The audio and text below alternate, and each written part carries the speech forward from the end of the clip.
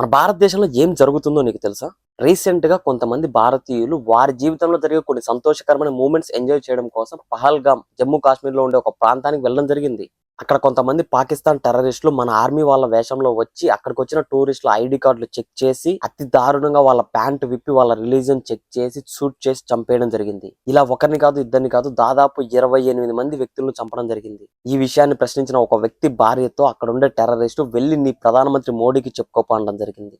ఇక్కడ జరిగిన ఈ విషయం పట్ల ప్రధానమంత్రి మోడీ గారు వారి పర్సనల్ ట్రిప్ క్యాన్సిల్ చేసుకుని ఇండియాకి రావడం జరిగింది. దీని గురించి అంతేకాకుండా ఇక్కడ జరిగిన ఈ సంఘటన గురించి కంప్లీట్ ఇన్ఫర్మేషన్ మనం ఈ వీడియోలో తెలుసుకోబోతున్నాం.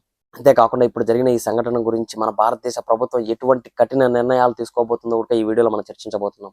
మనందరికీ తెలుసు జమ్మూ కాశ్మీర్ లో ఉండే పహల్గామ్ అనే ప్రాంతం టూరిస్టులను బాగా అట్రాక్ట్ చేస్తుంది అని చెప్పి. అయితే ఈ పహల్గామ్ ప్రాంతానికి కొద్దిగా దూరంలో బస్రన్ మడో అనే ఒక ప్రాంతం ఉంది. ఈ ప్రాంతం చూడడానికి అచ్చం స్విట్జర్లాండ్ ఉన్నట్టుంటుంది. ఈ ప్రదేశానికి ఎంతో మంది టూరిస్టులు ఇంకా మన భారతదేశంలో ఉండే వివిధ ప్రాంతాల నుంచి చాలా మంది వ్యక్తులు అక్కడికి వెళ్లి వారి ఆనందాలను అక్కడ సెలబ్రేట్ చేసుకుంటూ ఉంటారు. కానీ ఈసారి ఇక్కడికి వెళ్ళిన వారికి పూర్తిగా ఆనందం కాకుండా అందుకు విరుద్ధంగా కన్నీళ్ల శోకం మిగిలింది. దీనికి గల ముఖ్య కారణం పాకిస్తాన్ కు సంబంధించినటువంటి 4 టెర్రరిస్టులు మన ఆర్మీ వాళ్ళ వేషంలో అక్కడే ఉండే అడవిలోంచి బయటకు వచ్చి కాల్పులు జరుపుతూ మేము ఆర్మీ వాళ్ళం, మిమ్మల్ని చెక్ చేయాలి, మీ ఐడీలు బయటకు తీయండి అని చెప్పి వాళ్ళు ఐడీలు బయటకు తీసే టయానికి వాళ్ళ ప్యాంటు విప్పి వాళ్ళ రిలీజియన్ వీళ్ళు హిందూనా ముస్లిమా ఎవరా అని చెక్ చేసి అతి దారుణంగా షూట్ చేసి చంపేయడం జరిగింది. ఇలా ఇందులో దాదాపు 28 మంది టూరిస్టులను చంపేయడం జరిగింది ఆ టెర్రరిస్టులు. ఈ ఘటనలో ఒక మహిళ నా భర్తను చంపేశారు, నన్ను కూడా చంపేయండి అని అడిగితే వెళ్లి నీ మోడీకి చెప్పుకోపో అని చెప్పడం జరిగింది. ఇక్కడ పాకిస్తాన్ లో ముఖ్య ఉద్దేశం ఎక్కువ మంది భారతీయులు రీసెంట్ గా జమ్మూ కాశ్మీర్ కి వెళ్ళి అక్కడ స్థిరపడుతూ ఉన్నారు. వాళ్ళని ఎలాగైనా ఇక్కడికి రానికుండా చేయాలని చెప్పి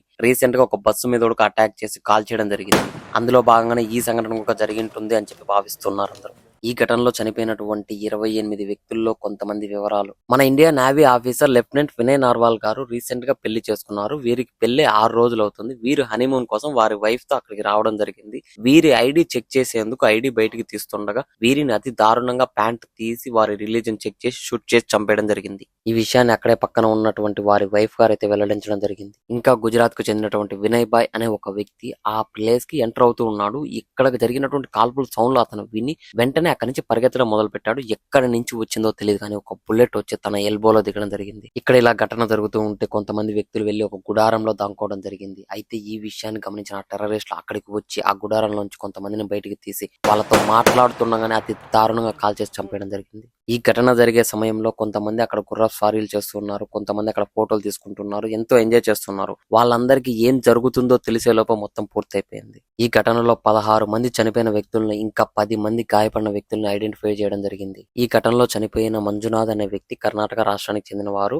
వీరి భార్య పల్లవి గారితో ఇంకా అతని పిల్లవాడితో కలిసి ఇక్కడికి రావడం జరిగింది. వీరు ఇక్కడ బాగా ఎంజాయ్ చేస్తున్నారు. సడన్ గా టెర్రరిస్ట్ వచ్చి ఈ మనిషిని మాట్లాడుతూ ఇతని ఐడి కార్డ్ చెక్ చేసి ఇతని రిలీజియన్ హిందూ అని తెలిసి చంపేయడం జరిగింది. ఈయన చంపేయడం చూసిన వాళ్ళ భార్య నన్ను కూడా చంపేయండి అని వాళ్ళని ప్రాధాయపడితే వాళ్ళుండి వెళ్లి నీ మోడీకి చెప్పుకోపో అని చెప్పి మాట్లాడడం జరిగింది. ఇందులో ఒడిశా రాష్ట్రం నుంచి వచ్చిన ఒక గవర్నమెంట్ ఎంప్లాయీ ఇంకా అంతేకాకుండా మలయాళం రాష్ట్రం నుంచి వచ్చిన ఒక టూరిస్ట్ ఫ్యామిలీ కూడా వీళ్ళు అతి దారుణంగా చంపేయడం జరిగింది. నిజానికి ఈ ఘటన ఇంత పెద్దది కావడానికి ఇంకొక ముఖ్య కారణం ఏంటంటే ఇక్కడ జరుగుతున్న ఈ గన్ ఫైరింగ్ సౌండ్స్ విని చుట్టుపక్కల ఉండే ప్రాంతం వారంతా ఇది ఒక ఆర్మీ డ్రిల్ ఏమో అనుకున్నారు. అందువల్ల అక్కడికి ఎవరు రాకపోవడం వల్ల ఇంత పెద్ద ఘటన జరగాల్సి వచ్చింది. అంతేకాకుండా వీళ్ళు ఉండే ఈ ప్రాంతానికి ఎటువంటి రోడ్డు మార్గం లేదు. అయితే నడుచుకుంటూ వెళ్ళాలి, లేదంటే గుర్రా స్వారీ మీద వెళ్ళాలి. అందువల్ల అక్కడికి రెస్క్యూ టీం కూడా రావడానికి చాలా ఇబ్బందులు ఎదుర్కొంటూ ఉన్నారు. ఇప్పుడు ఈ పాకిస్తాన్ టెర్రరిస్టుల మీద మన భారతదేశ గవర్నమెంట్ కఠిన చర్యలు తీసుకోవడం కోసం నరేంద్ర మోడీ గారు వారి పర్సనల్ ట్రిప్ అయినటువంటి సౌదీ అరేబియా ట్రిప్ ను క్యాన్సిల్ చేసుకుని ఎమర్జెన్సీ మీటింగ్ కోసం ఇండియాకి రావడం జరిగింది. అంతేకాకుండా union home minister Amit Shah గారు కూడా ఈ విషయాన్ని వదిలిపెట్టేది లేదని చెప్పి దీనికి ఖచ్చితంగా సరైన సమాధానం చెప్పి తీరుతామని చెప్పడం జరిగింది. ఫైనాన్షియల్ మినిస్టర్ నిర్మలా సీతారామన్ గారు వారి